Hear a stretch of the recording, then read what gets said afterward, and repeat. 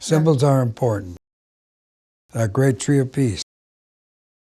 That's the great tree of peace. In the wampum belt, they call the Hiawatha belt,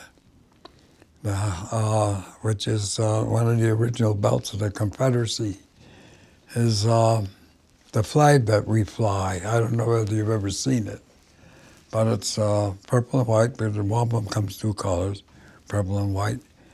And there's a white tree in the middle, and then two squares and two squares. So 1, 2, 3, 4, 5. That's the 5 original nations. The tree in the middle is the Onondaga Nation, and the tree is the tree of peace. So the foundation of the nation, peace. I mean, that's the principle. I mean, it's the foundation. It's not something you do. It's everything. Peace. And so, how, do we transfer or help to get people to see the importance of peace and the absence of war is not peace. Neutrality is not peace. It's, as they said, when the peacemaker lifted the great tree of peace, opened it up, he said to the men, throw your weapons of war in here. And the undercurrents of the earth, take it out. A strong symbol. I mean, it's not so, you can't have peace if you're sitting back here with how much armor and how many, because the other one, so, well, if you're going to have one, I got to have one too, So you have to disarm. Peace has to be a total disarmament. And it can happen. It's not, maybe the common sense maybe the crisis, I say today, will bring enough common sense to the common world, or to the world at large. Yeah, I like the way Dan Longboat talks about it. There are people who are connected in the heart purpose of serving life, and there are people who are acting in service to the end of life.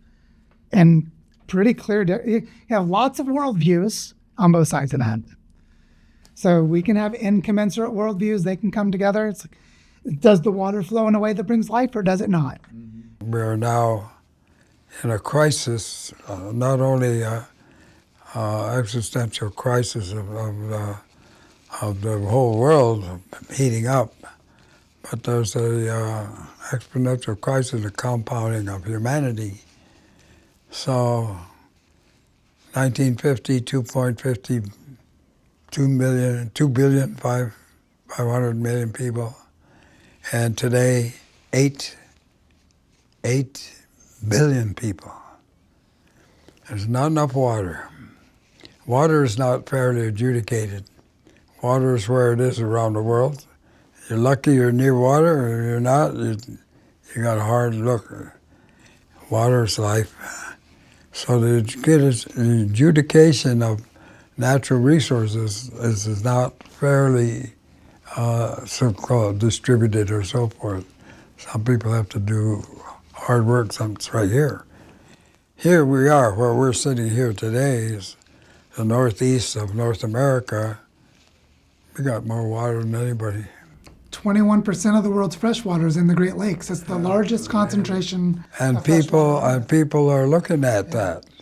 They're not just, they're looking at that. It's a strategic planetary reserve if you're using that way of thinking. It's a big deal. You're going to have to think about that. But if you have a quarter of the world's water, then eventually, obviously, you're going to have to adjudicate it because of the population.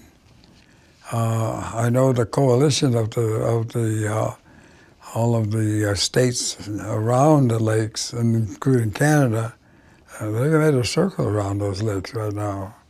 It's been a hard circle because they know, and then with the canals coming in from the ocean, When they wanted to widen those canals, or something said, oh no, you don't.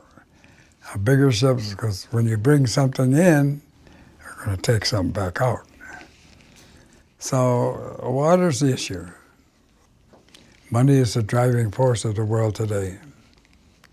And when they came here to us, and we worked with them, there's a whole history that this country doesn't even talk about, where we were instructing, the colonies and so forth, about how to conduct a peaceful way, but it's all about resources. And what you call resources, we call the natural world. And then you're talking about the deforestations, or people just cutting down, take you with when I grew up, we were cutting woods. If you're going to take down a big tree with an axe, you better be there for a long time, and a long ways. And you can do it. Well, boy, what work. Now you walk up to that tree with a chainsaw.